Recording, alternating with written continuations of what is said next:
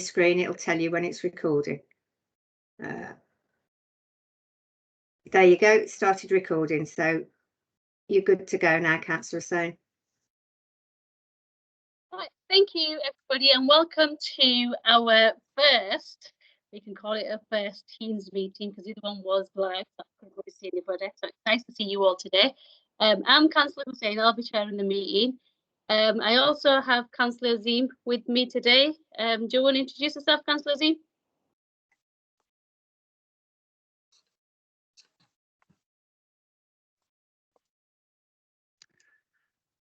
Hello, everybody. Hello. Right. Welcome everyone again. The meeting is to be advised to residents and participants listening online that the meeting that is recorded of the meeting and will be available for future record. Can I just also just tell everybody that if they can put all their microphones on mute, if you have a question, can you just raise your hand and I'll get to you, or you can put a message in the chat. We're still waiting. We do have a new sergeant. He is called, I've forgotten his name now, sorry. We've got a new sergeant called Sergeant Sharma, who was supposed to be joining us, but I think he's got technical issues, so he hasn't joined yet. So we're going to go straight to the clean air zone, and we've got Gareth Ward who will be doing the presentation. Thank you very much, Councillor, and thank you for everybody for taking the time and for allowing me to come and present this evening. So I'm going to try and share my screen so I can share the presentation with you. If this doesn't work, we'll try to fix it some other way. The presentation's actually saved as an online presentation. So can you all see that okay? Yep, that's fine, thanks. That's visible. Okay, so the intention here is to just give you a run through of some general information around the clean air zone and where it is at the moment. One of the slides does link to a video which I have a feeling may not work, but if it doesn't for any reason, we'll move on to the next slide, and that will enable me then to pop the link to the video in the chat so you can watch it then at your leisure there afterwards. So if we begin. Yeah, here's the video. So if you tell me whether or not you're able to see this when it begins.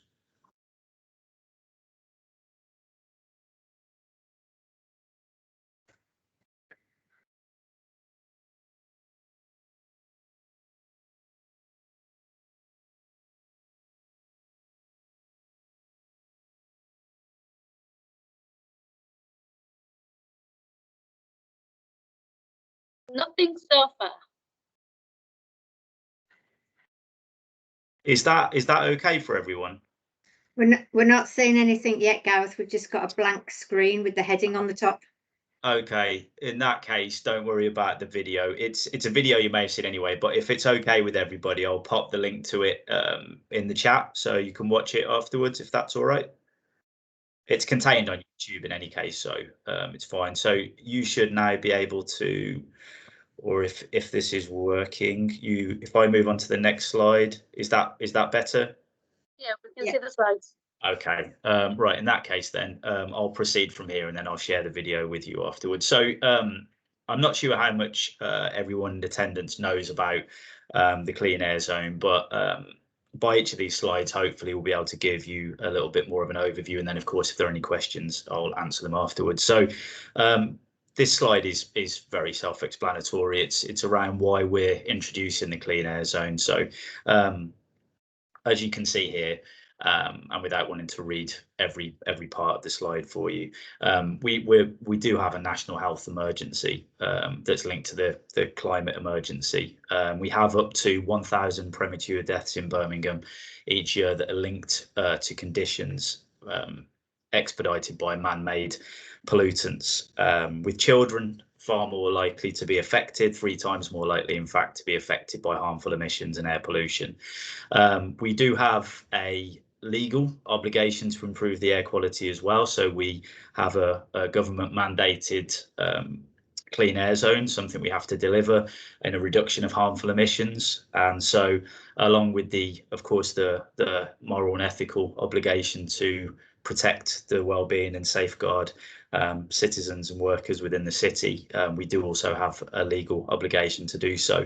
There's a brief rundown at the bottom of the slide of some of the conditions that I referred to when we spoke about the 1,000 premature deaths there, including heart disease, cancer, and respiratory illnesses such as asthma. Let's move on to the next slide. So this is some information here as to what type of clean air zone Birmingham has. You'll see from the slide here that there are 4 types of clean air zone, A, B, C, and D. We are implementing a category, or we have implemented, as it's live now, a category D clean air zone. This is the reason that you have different clean air zones is because of the severity of the emissions and the challenge to successfully reduce the level of harmful emissions. And in Birmingham's case, in order to deliver this, we have to implement what's known as a category D clean air zone.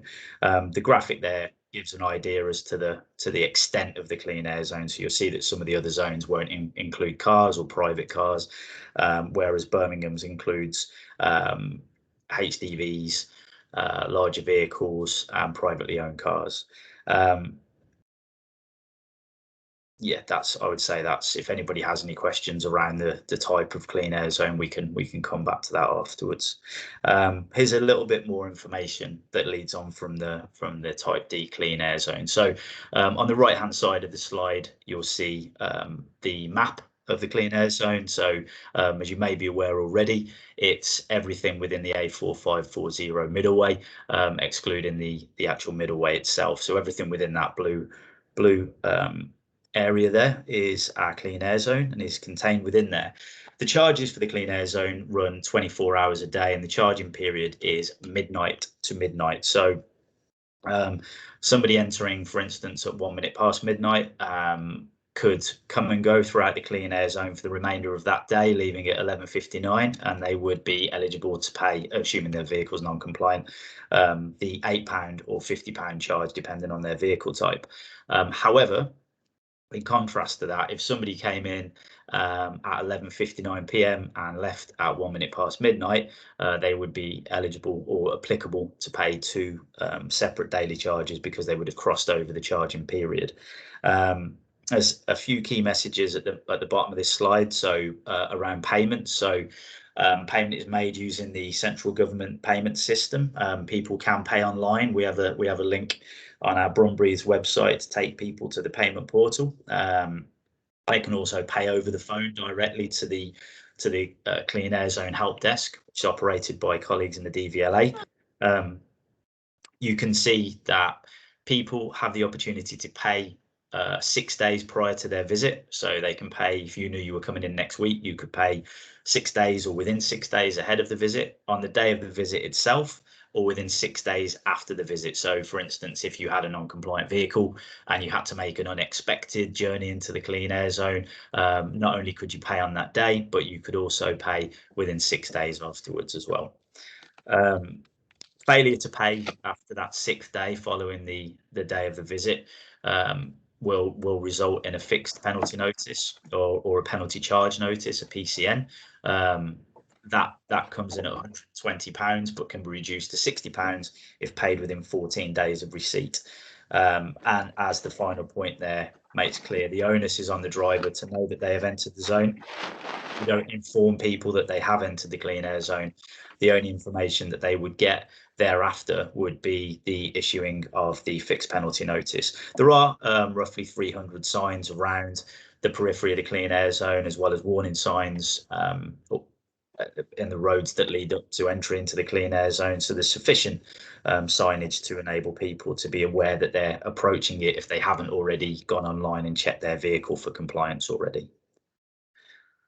Here's a breakdown of some of the vehicles that won't be charged. So in general terms, and the main vehicle types that won't be charged, Euro 4 petrol vehicles or better, so petrol vehicles from 2006 onwards generally, or Euro 6 diesel vehicles, which roughly translates to 2015 onwards.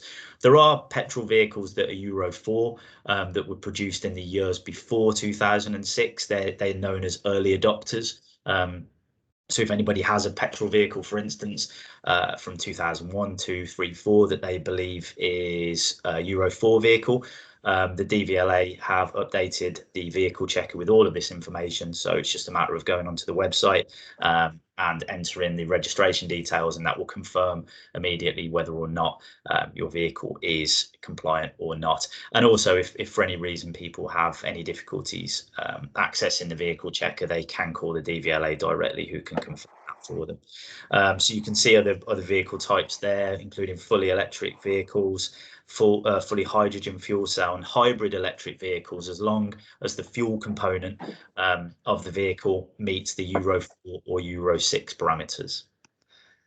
To the next one. So, as you may also be aware prior to this, in order to assist citizens, workers and businesses with transition to compliance, should they need it, we have introduced wide-ranging exemptions and financial support. We'll come to the financial support shortly, but on this slide there are examples of some of the exemptions that we offer, the local exemptions. So you see we offer exemptions of 2 years for residents within the clean air zone in possession of a non-compliant vehicle. So in order to qualify for that, you quite simply have to be resident within the clean air zone and own a non-compliant vehicle. And we offer shorter 1 year exemptions for people travelling into the clean air zone for work, with the requirements including them earning no more than £30,000 per year and working a minimum of 18 hours per week within the clean air zone. Commercial vehicles registered within the clean air zone. So for businesses that have vehicles and they're located within the clean air zone, they can exempt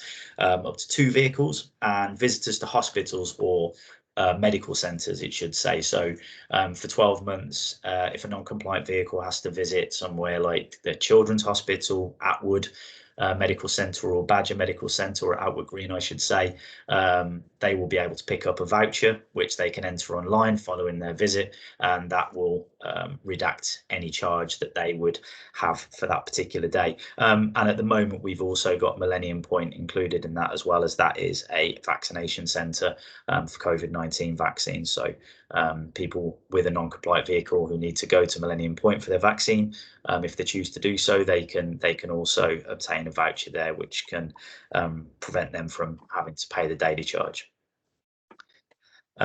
Here are some of the national or ongoing exemptions. They relate to vehicles that are exempt outside of the local exemptions that I've just mentioned. So show vehicles, motorcycles, vehicles with disabled tax class, which is otherwise known as tax class 85.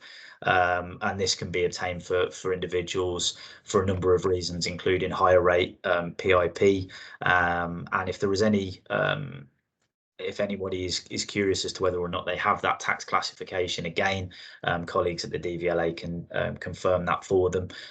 But if you do and you enter your vehicle registration on the vehicle checker, it should automatically tell you that your vehicle is exempt and non-chargeable.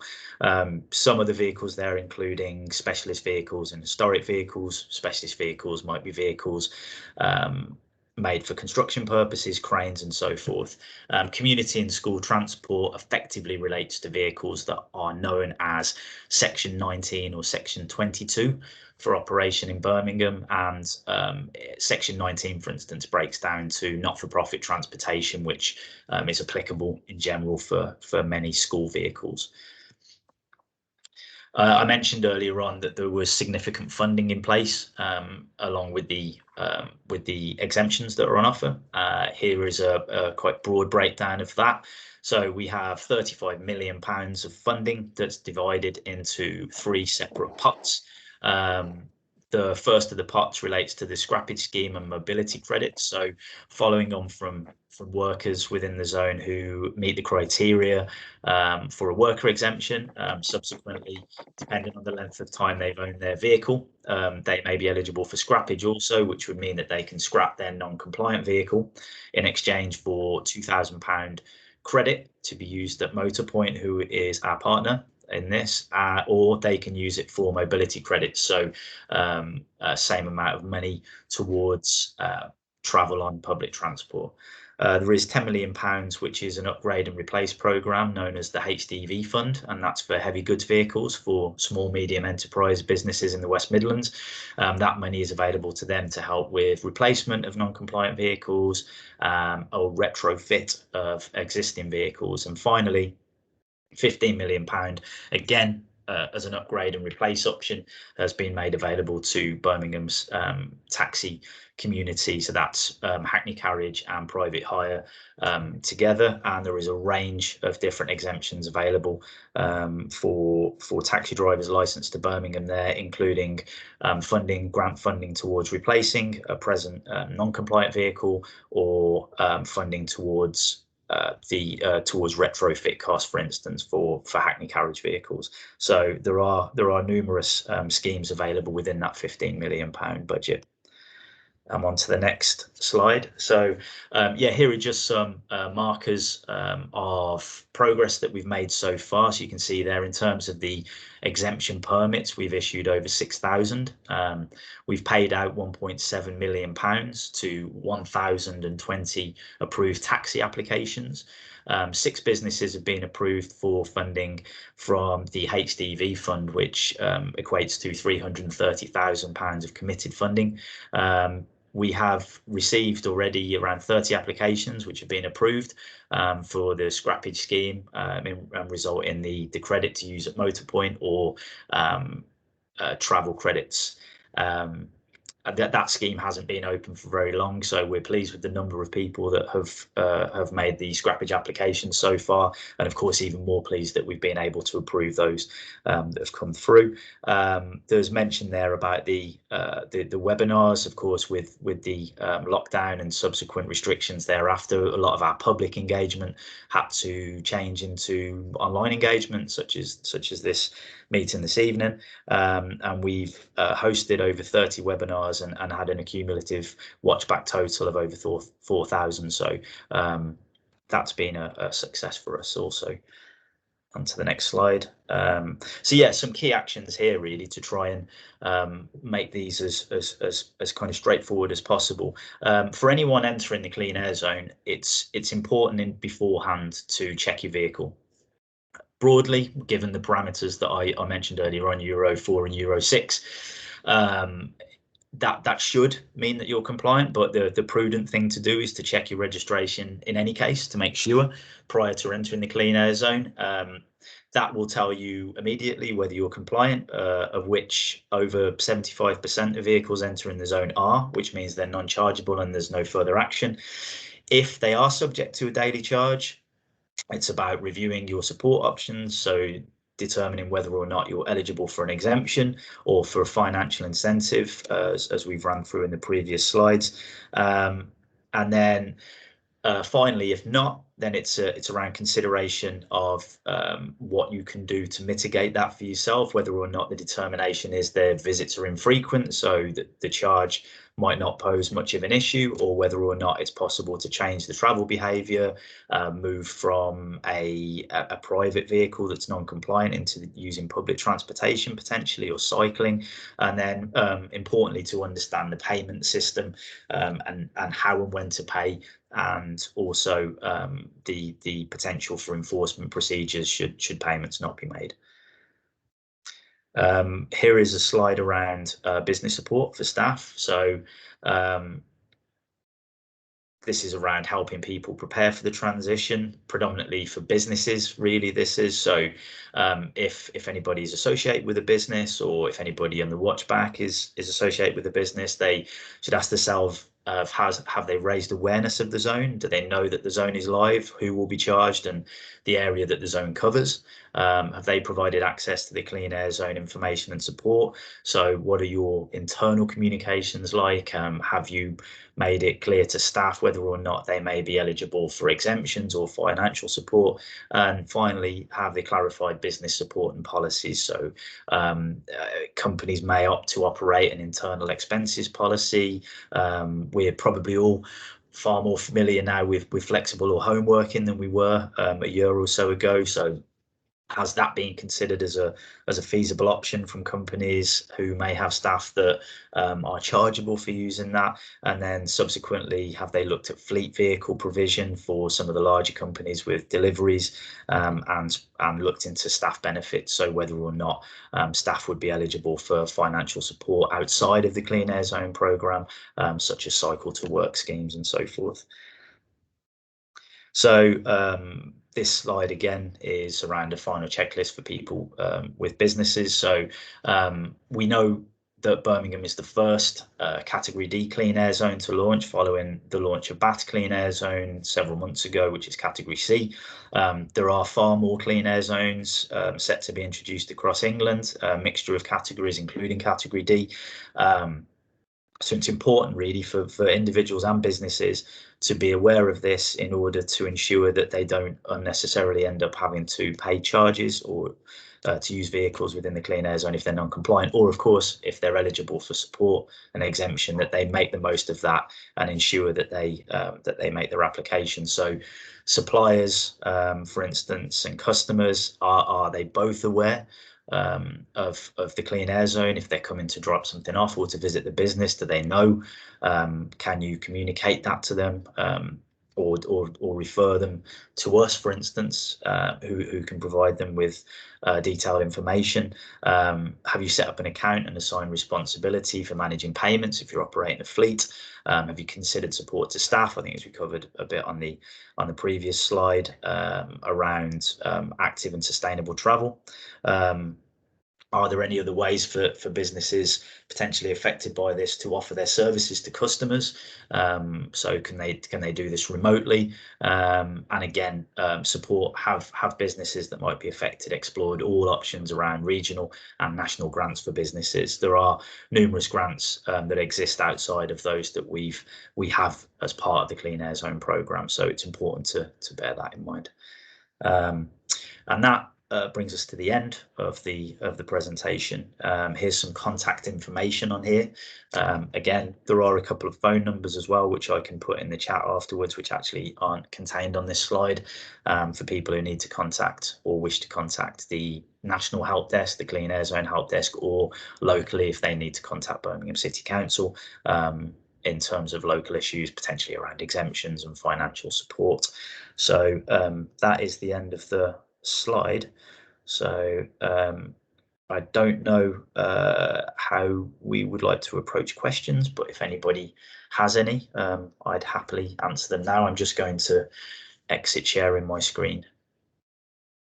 Thank you, Gareth. I do have one hand raised, but before I ask that question, is it possible you can send your slides to Kay and she can circulate out to everybody? Yeah, that absolutely can. So I explained to Kay, and I just need to convert the slideshow because there are a couple of things on there that wouldn't save. So I'll do that, and then I'll make sure that it's sent over to Kay for distribution.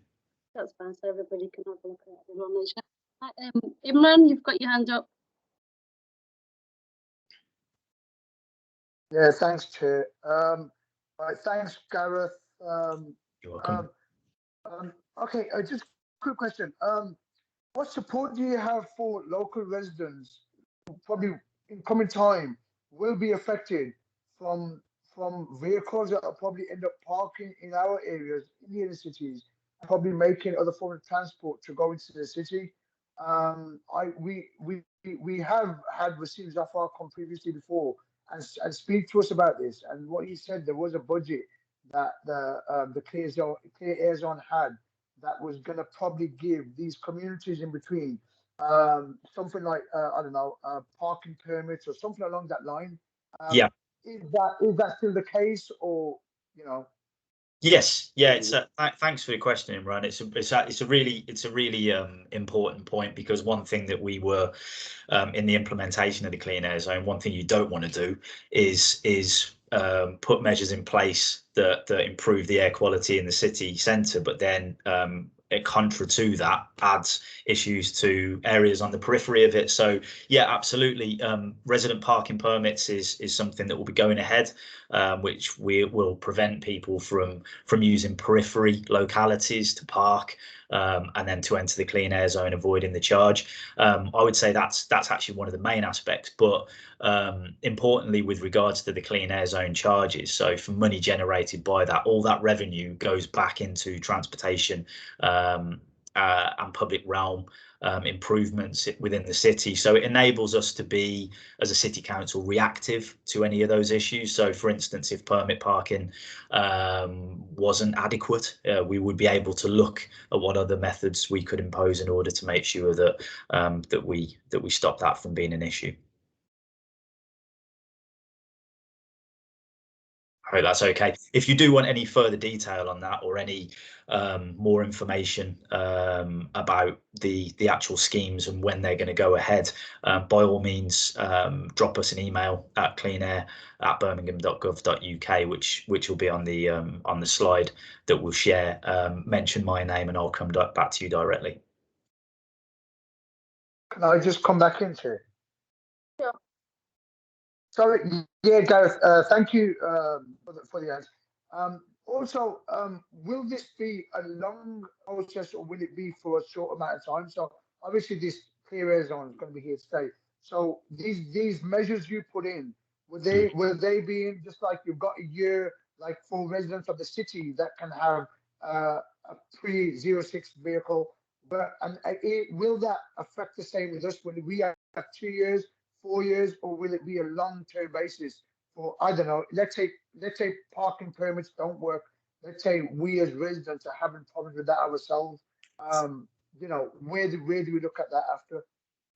In terms of the length of the clean air zone program itself and the scheme, we were mandated by central government, as cities will be, who have to implement a clean air zone, and the direction given is to reduce the level of harmful emissions by a certain point. Initially that was 2022, but of course we postponed the clean air zone for the best part of a year due to the COVID-19 pandemic.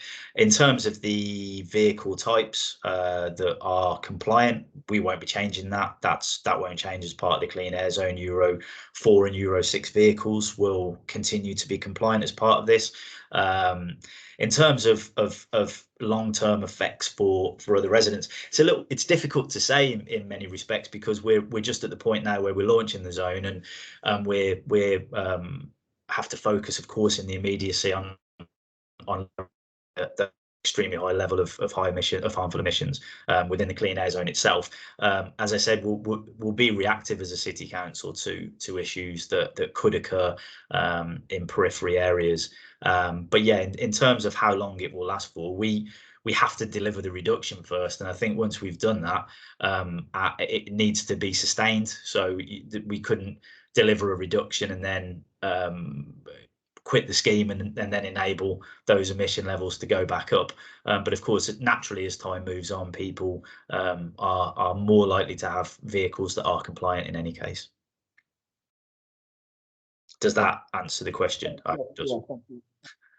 If you, again, I mean, I'm happy to provide more detail as and when required if it helps, Imran. Thank you. You're welcome. Just a quick one. We have Small Heath train station. Well, it's on the outskirts of my ward, and we have a road called Montgomery Street, where most people would come, park their cars, and then jump onto the train. At the moment, I think with the current restrictions, a lot of people are still working from home. But once all the restrictions have lifted and everybody's back into the office, we're going to have some serious issues. So is there something that you could look into? It's slightly at the top half of Montgomery Street is a more of an industrial estate. So I'm not quite sure what would we be thinking about putting there? Would we put as a pay and display meters type thing?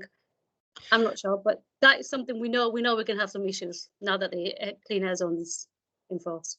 Yeah, I think, thank you, Councillor. I think one of the things that was mooted or was defined at the beginning of the process when we came to how to contend with issues like this was, of course, resident parking permits for certain issues, but also the potential to remove free parking or certainly within the zone, and possibly it with regards to Montgomery Street, which I know a little bit, but I don't know the area completely that well. So I'll look into it in more detail. But the same thing would apply, of course.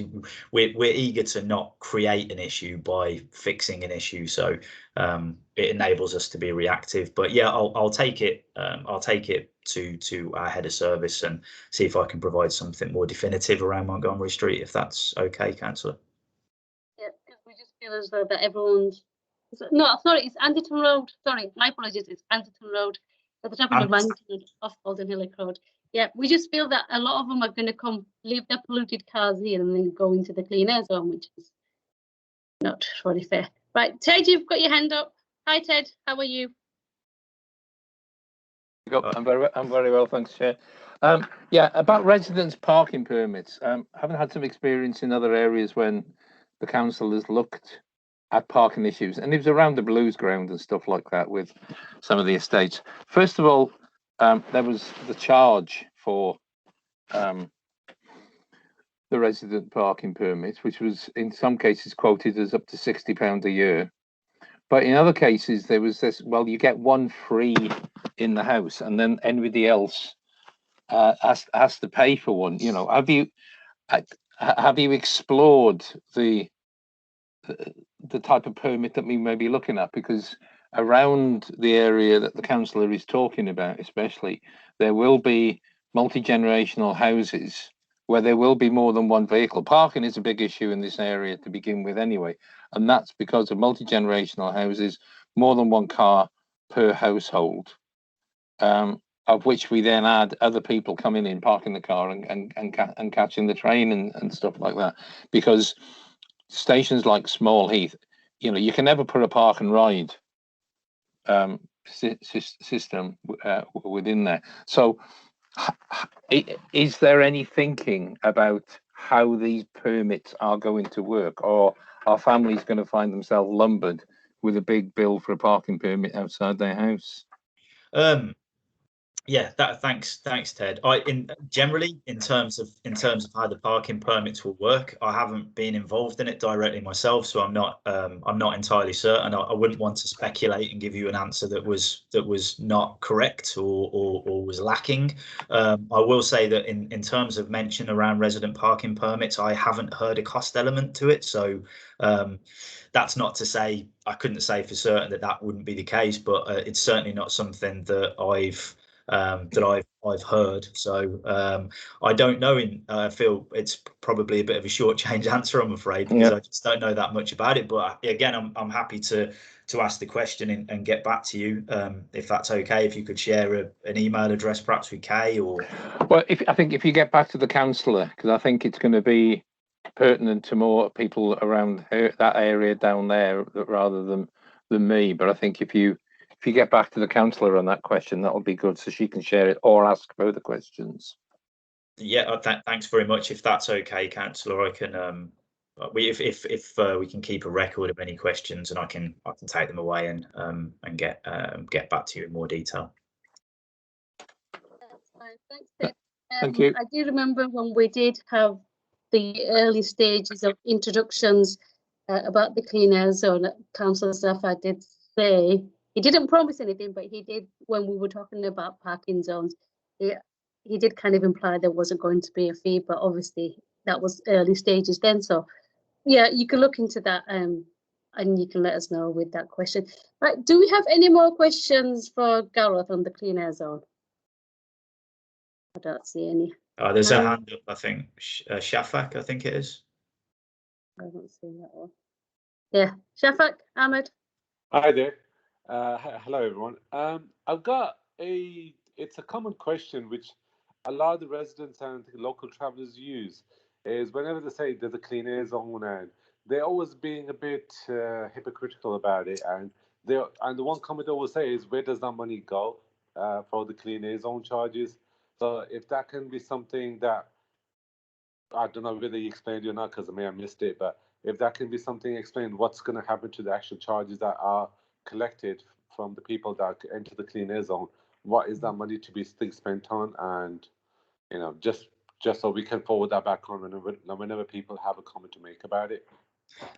Yeah, thank you. Thanks for the question. Any revenue generated from the daily charges for non-compliant vehicles entering the clean air zone, it will be reinvested in transport-related projects and policies within the city. So the current options include controlled parking zones, funding for the hydrogen bus pilot scheme, city centre pedestrianisation and general public realm improvements, which is effectively an enhanced programme of active and sustainable travel, resident parking permits, as we touched upon just there. So all of the money generated from the charges will be invested into transportation policies. It's a commitment and part of the clean air zone arrangement to do that, because of course, if I suppose in general, ideally, the less charges you have to issue, the less the quicker you'll achieve the levels of emissions required.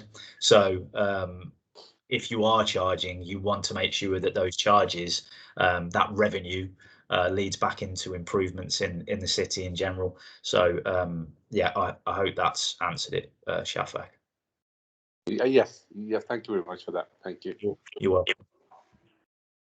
Thank you. Do we have any more questions for Gareth? No.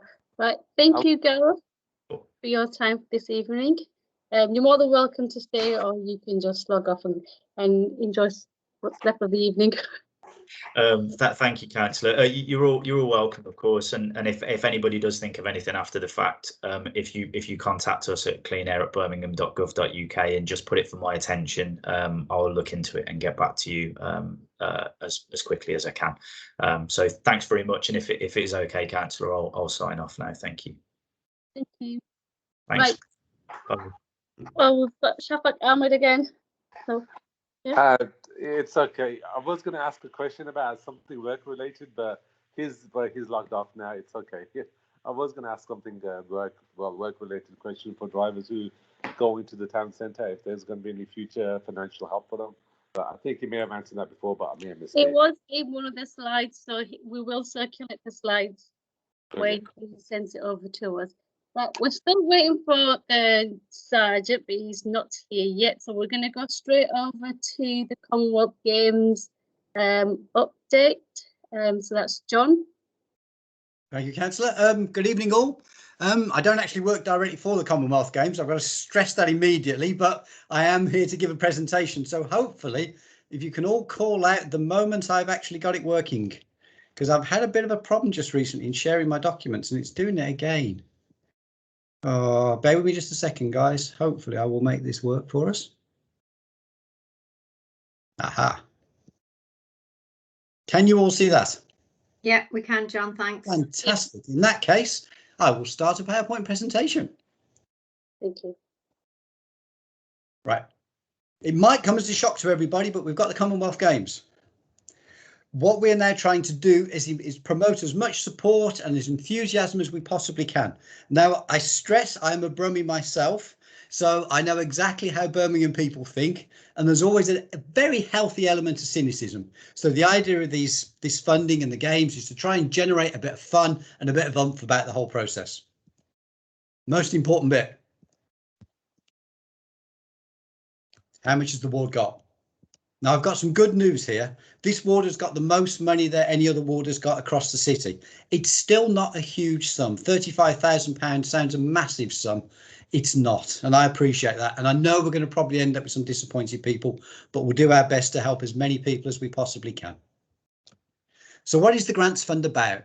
It's a universal small grants awarded related to the City Council's role in hosting the 2022 Commonwealth Games.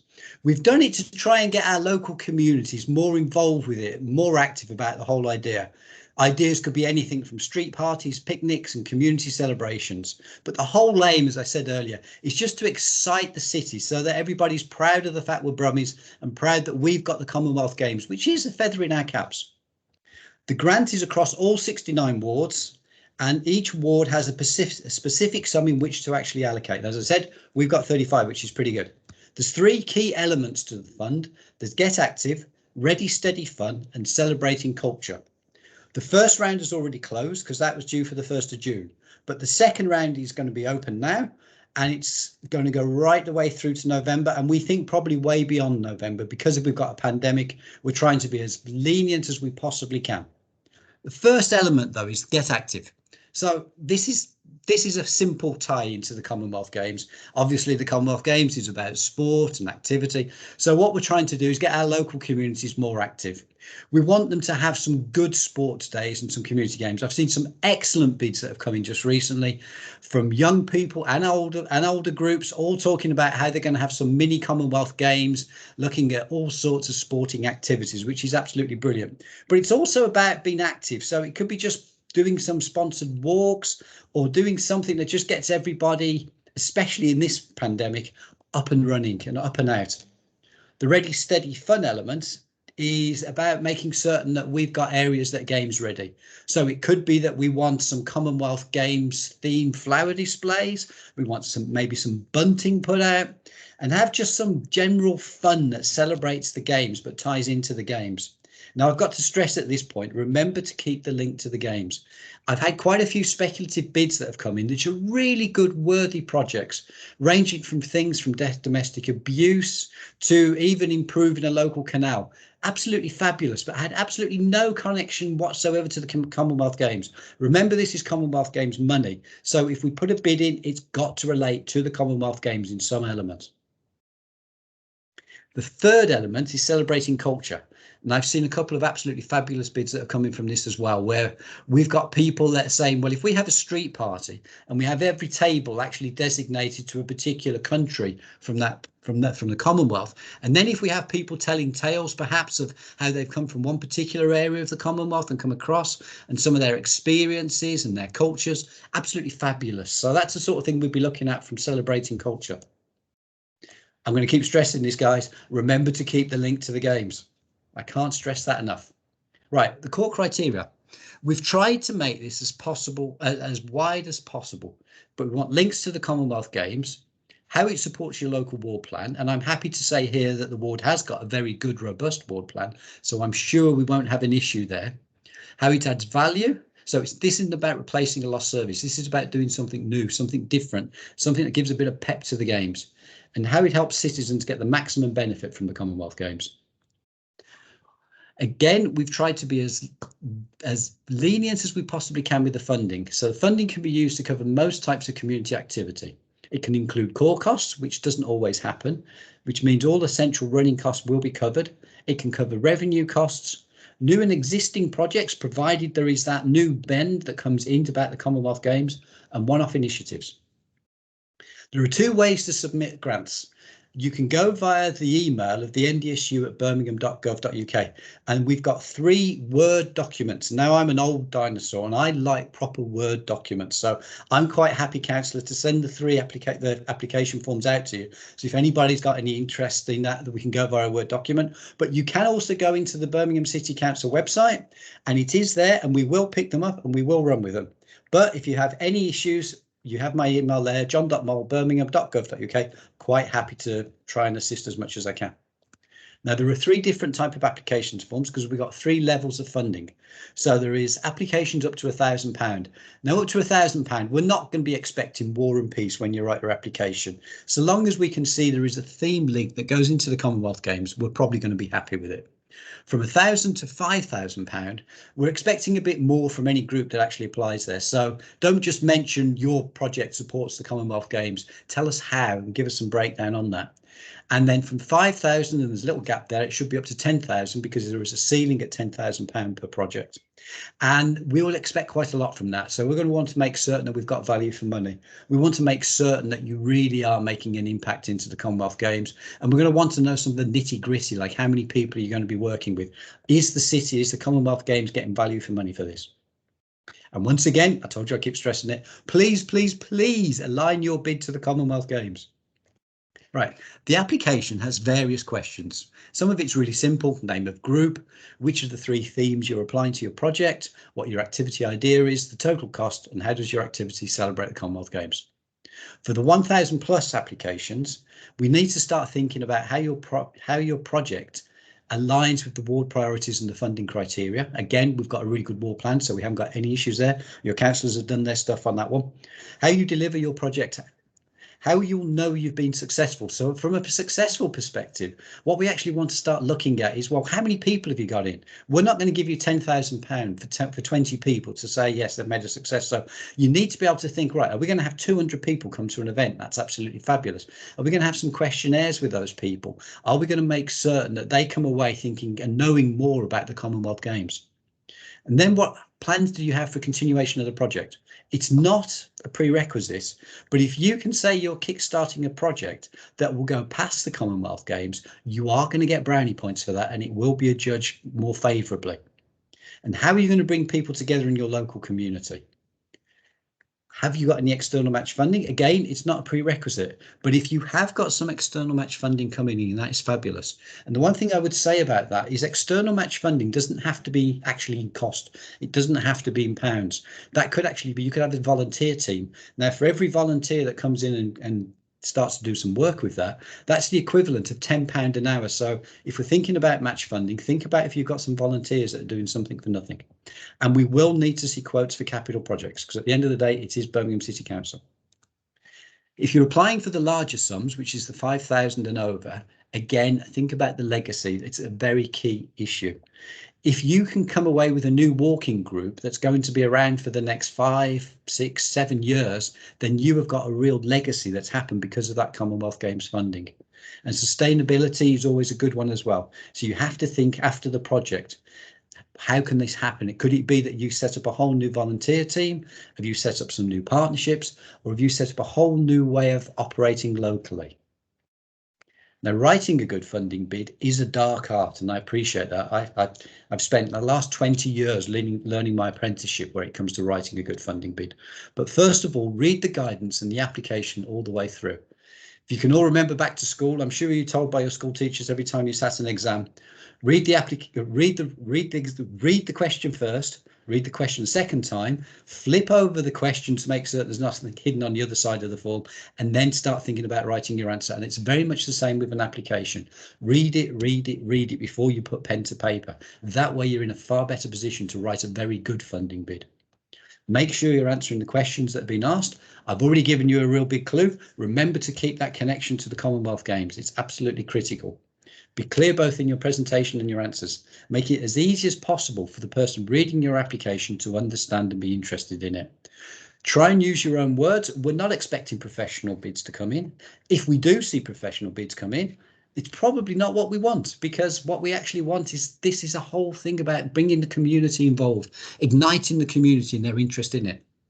Make sure your budget adds up. I know it's a ridiculous thing to say, but if you can't even make your budget add up properly when you write an application form, we will be wondering, are you actually capable of progressing that project through properly? And if you can, get somebody else to read it. Now, there's 2 resources that the city has now actually co-opted in.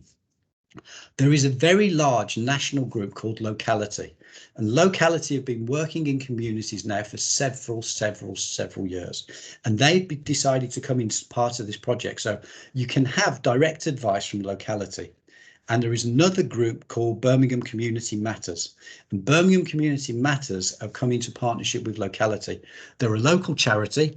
They're there to support all new community groups, and what they're actually going to be offering is support if a community group has a really good idea but don't know how to actually write the application form, or they write the application form and we think it could do with being strengthening a bit, then Birmingham Community Matters have said that they will assist us. I don't think they know what's going to hit them, but they will be assisting us. So what happens next? All bids will be reviewed by Birmingham City Council staff. That is going to be the NDSU unit. So I'm one of those that will actually be assessing it. All we're looking for is it a good bid in that, does it align with the Commonwealth Games? Told you there was a thread there. Is it good value for money? Is there any elements that we think are good? Is it a reputable organisation? And we're going to do everything we can to examine every organisation that applies to us, so make certain that they are reputable. We are then going to have a specific ward forum to discuss and approve the bids. It won't be like your normal ward forum tonight. It will be specifically to look at the Commonwealth Games. Now, to do this, there are now 10 anchor agencies across the city who are going to be doing this in each of the old districts. And for Spark, it is actually going to be the Moseley Exchange that will be doing that for us. They will actually be setting up a ward forum to have a general discussion of it. And then approved applications and the respective agencies requesting funded will then be noticed for the decision, and payments will be made following condition of grant aid. Now, the condition of grant aid is a very clever item. It's done so that it's done very quickly. We can get payment through via a back system almost within 24 hours. But a condition of grant aid might actually have a few elements in there which can be quite interesting. If an organisation says they're going to engage with 2,000 people, and then we find that they've only actually engaged with 200 people, we won't necessarily give them all of the money, because at the end of the day, we want value for money. So the condition of grant aid will be a way of actually ascertaining, has the organisation said it's done what it's going to do? Are we going to give them all their money? And from this point on, it's any questions?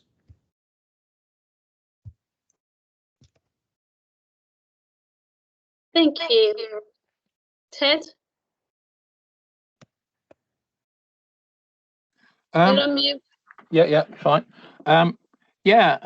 Moseley Exchange setting up a ward forum in Sparkbrook.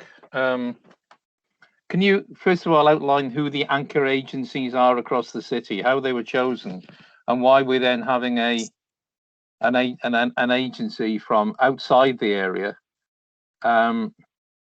setting up the forum? Because that's just, sorry, it's a bit of imperialism, really. Okay, I wasn't part of that process, Ted, so I can't really comment on it. I can send out a list of the 10 anchor agencies that are out there. From what I know from my colleagues from the Commonwealth team that set it up, it's a thankless task, so I don't think many people were that keen to actually apply, but I can't really comment on it, unfortunately. Yeah, okay. So is that one per district then? Yes, one anchor group per district, yes. Right, okay. But they are only going to be setting them up. They're not running them. They don't have control. They don't have any power. That bit I have got to stress. This whole thing now is about community engagement. It's not about an agency coming in and saying you will do this or this is how we think it should go. They're there purely to set them up. They're only the facilitators. They are not there to make any decisions. Yeah, and they've got no footprint in the area. That's my only point. I accept somebody has to do it. Yeah. But again, this is either the Commonwealth process, which has got city officers seconded to it, turning around and saying, "Oh, we'll pick one of our favourite." Oh, I'm sorry, John. I know it's nothing to do with you. It's not an organisation I know, Ted, so it's impossible. Well, no, yeah, but it's the city picking one of its favourite organisations once again and going, "Oh yeah, we'll let them do it because we trust them." And John, it's because they're a white organisation. Again, Ted, I don't even know the organisation, so it's impossible for me to comment. But your words have been taken on, and I will pass them back. I promise. John, can you share with us if, obviously, the first closing deadline has passed? Can you share with us if anybody has actually made any applications? We have been inundated with them. So I have a colleague at the moment literally going through every single application, and we will be coming back to every ward to say which ones have actually been applied for so far. We haven't got that data to hand at the moment, but we are making certain it will be available very soon. Right, that's fine. Does anybody have any more questions regarding the Commonwealth Games? Ted, do you want us to circulate the slides for you?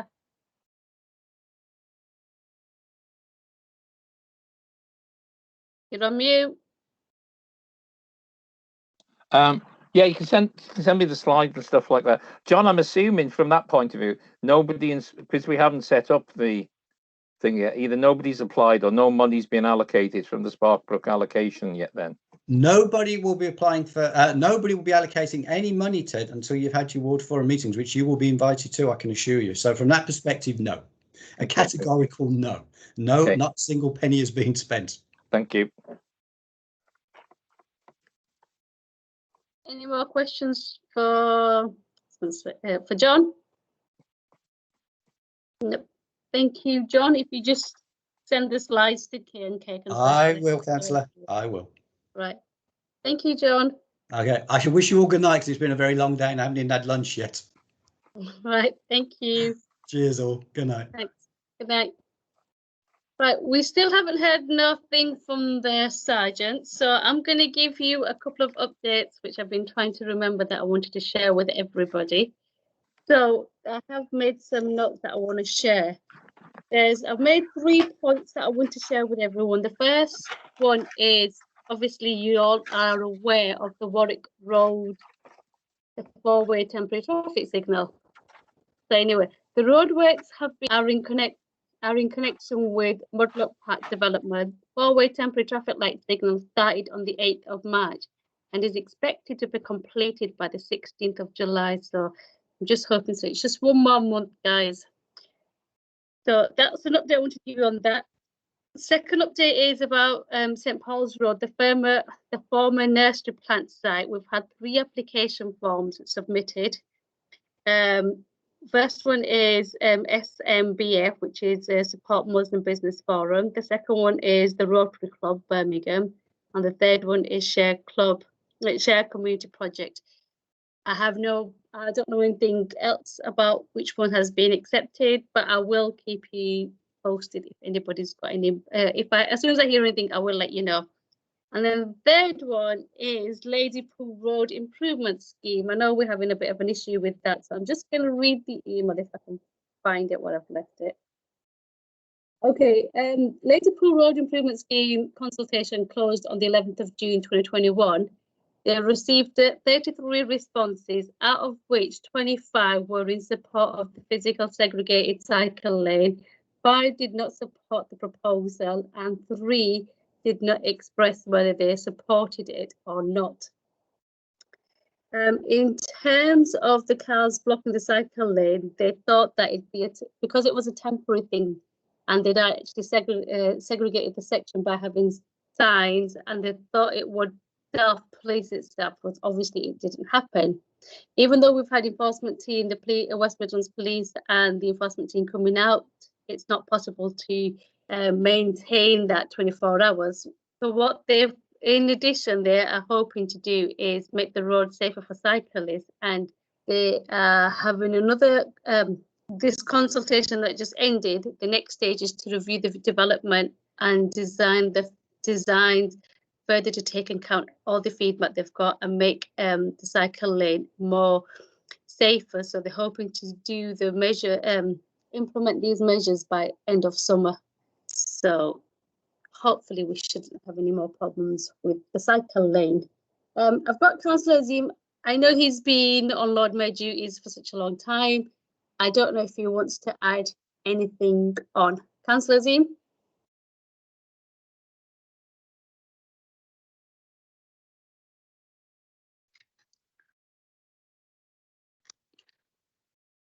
Thank you very much, Chair. I think I joined you and I'm enjoying it now, but I think there was a most issue in our area is that rubbish, especially where Ted lives. He knows this thing very well. And Rochmond Road, there was a huge things were, and I faced them, and I'm still on that. I've not finished it yet. And some, back gardens, and they are full of rubbish. I think that's major issue in there. And the other thing I can say for the housing problems, there are,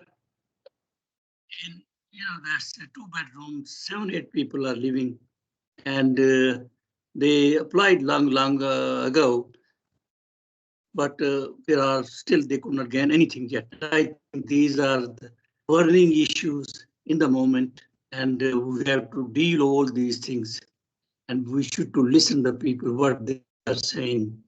And in my point of view, these are the main issues. I know there are some, that's for the Commonwealth root games there are issues is still there, but I think that can be covered because we have got still time for that. But we should to be very careful. I'm asking everybody, if we see somebody dumping in such a way, it should to inform the city. That is very important, as the TED is doing very well in there in that area. and I think there was one collection was missing. He straightway contacted with them.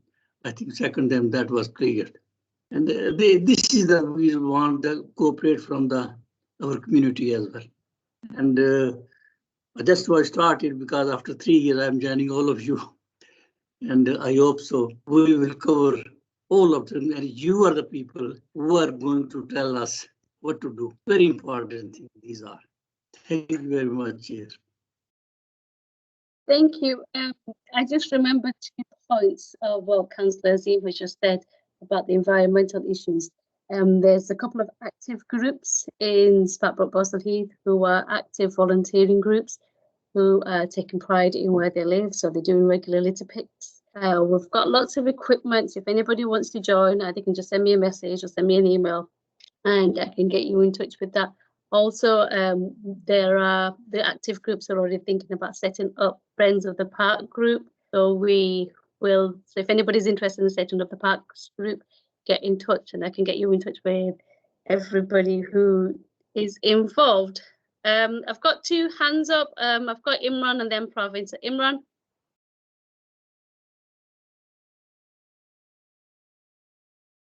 Yeah, mine's not really a question. It's just it's just to welcome Councillor Azim back to the Sparkbrook team again. That's all. Thank you. I'm sure Councillor Azim is pleased to be back from his royal Lord Mayor duties. Praveen Patel. Thank you very much, Imran. Thank you very much. Thank you for letting me speak. Yeah, welcome to Councillor Azim. And I would say on your return, I'm going to slightly give a difficult task that would be your way. So Councillor Hussain just mentioned about some litter pick groups that's very active in our area and all that. Also, there is a bunch of lads who go around patrolling the streets and reporting fly tipping. However, the fly tipping in our area has grown from what it used to be. I know it's being removed all the time, but there's more and more fly tipping going on. The reason behind this fly tipping are that even if we see the person and report the person and all that, the city council is not taking any action. Yeah. When you don't take any action, you say you are going to penalize people and all that for dumping and things like that. But when you don't take any action, then people will do it more and more and more. So my request to you, Councillor, is that as you are now back on our side, I would like you to take up the issue of punishment. You will go into the city and tell the city council that we need to be very active on punishment. Please, okay? That is my request, yeah? Because Sparkbrook is now becoming major dumping ground, yeah? And the amount of people we have going around picking litter up and all that, 20 bags nearly every 2 days. It's a lot of litter picking. Yeah, it's doing a major service for council. Okay, helping. Of course, we like to keep our area clean and all that. Yeah, and we'll do it, but we need some assistance from the council as well. So please, requesting you, as you have become you were a Lord Mayor and you have very good influence, I would suggest that you implement the punishment situation in place, please. Thank you. That's all I'm going to say. So,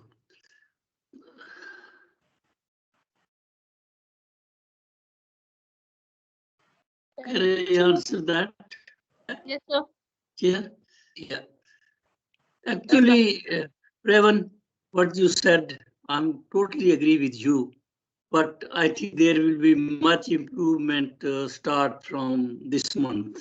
And I am very hopeful that our cabinet member is going to announce some more restrictions.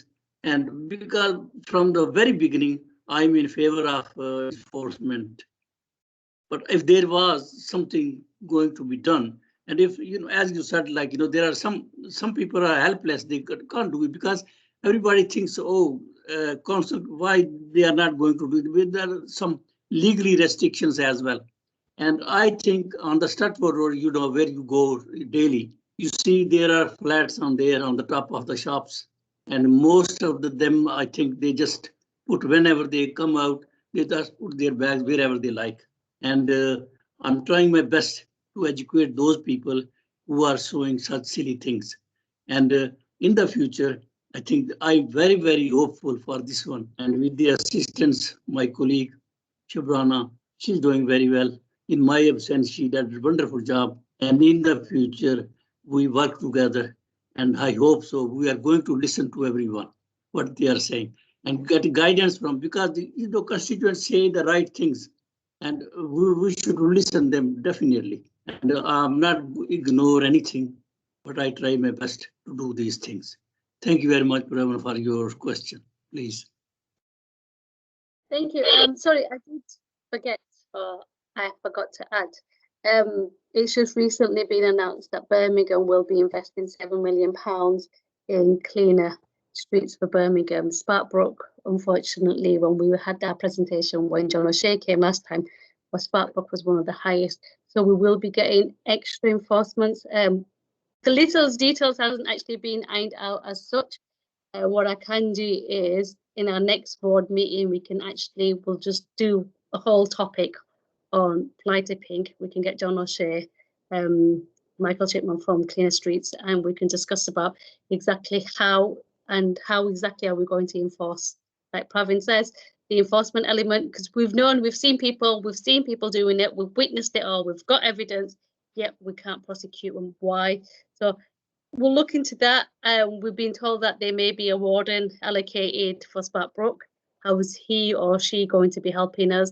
So we're just going to get more into the nitty-gritty details, how this 7 million is going to be spent, how much is going to be allocated for the whole green constituency, how much is going to be allocated to Sparkbrook alone, and we'll get to know a bit more about it. So hopefully we should be having some cleaner streets.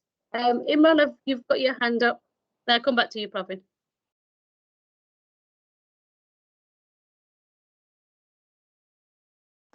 Yeah, thanks, Chair. Okay, you're right, Chair, to mention that there are quite a lot of active members in Sparkbrook that are taking upon themselves to clean their streets. Is it possible you can send out any form of information of the council themselves, of what litter pick they do? Because it feels like we as residents are cleaning our streets, but we're not really seeing litter pickers from the council. So if you can help us or assist us by getting that information to see when and where they come, we would appreciate that. I did have details for them when they were coming out, and I think I did share that when we did meet prior COVID, but since COVID, I think they have slacked or not slacked, because if they have to self-isolate or they are unwell, then we don't have anybody to replace them, hence the reason why we may not have seen them out on the streets. And there's nobody to replace them if they have to self-isolate or if they have to be sick or if they're on annual leave. So I think that's where we have an issue. But I can get that information and ask and see how they've been doing during COVID and how they are doing as we are coming out of all the restrictions. Has anybody got any questions or any suggestions what they would like to have on the next agenda? I did say we're going to be bringing John O'Shea in for street scenes. Pravin Patel. Right. This time around, I had to ask Imran, my colleague, to email me the contact details I mean, login details for the meeting actually. And isn't our names on the list, so we get the straight invitation from the secretary or the minute taker, whoever it is? Kate? Hi, Councillor Hussain. I can answer that. Yeah, Pravin, and I'm sure you're on my mailing list. I have a huge mailing list for Sparkbrook that I send details of meetings out to individual residents. Perhaps what I need to do is check your email address on my list, and then I'll ask Councillor Hussain to check it. If you can send your email address to Councillor Hussain, she can send it on to me, and I can check it on my list that I've got the right details for you. And if not, I'll put it right. And I apologise if you didn't receive an invite. Well, sometimes because of the age and the COVID restrictions, the brain doesn't work very well sometimes. So my apologies if I missed out and you've sent it. But yeah, let's just do a bit of a check then to make sure we don't get mixed up for the next one. You just laugh. Yeah, I'll check it. I'll check your details with Councillor Hussain and make sure I've got the right ones. Thank you. Sort it out. Thanks. Well, I'm hoping that the next meeting, June, July, August, probably August, early September, will be more of a face-to-face. Hopefully not over a screen, and so fingers crossed, depending on what the restrictions hope. So at the moment we're still coming out of the restrictions anyway. Does anybody have any issues, any concerns, and anybody wants to raise anything? Now's your time. Nope. I do have to apologise again on behalf of the local police team. He was supposed to be joining us today, so I don't know what happened there. But we do have a new sergeant. It's called Sergeant.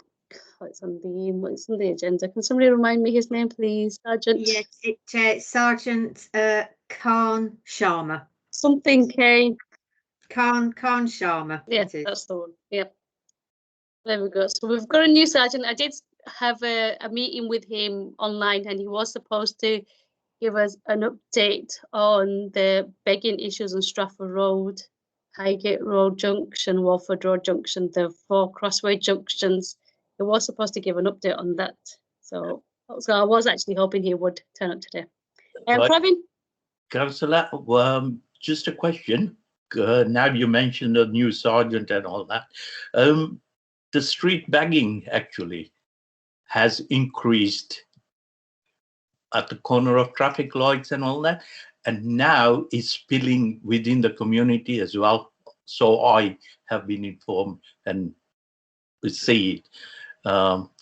Places like Grantham Road, Palmerston Road, residents are bringing these issues up. Like, so can we at your meeting with Sergeant or anybody like that, can you please highlight this issue and see what can be done? Because this issue has been very long ongoing, and during the pandemic, it has increased actually rather than decreased. So, you know, it's very, how can I say it, unusual.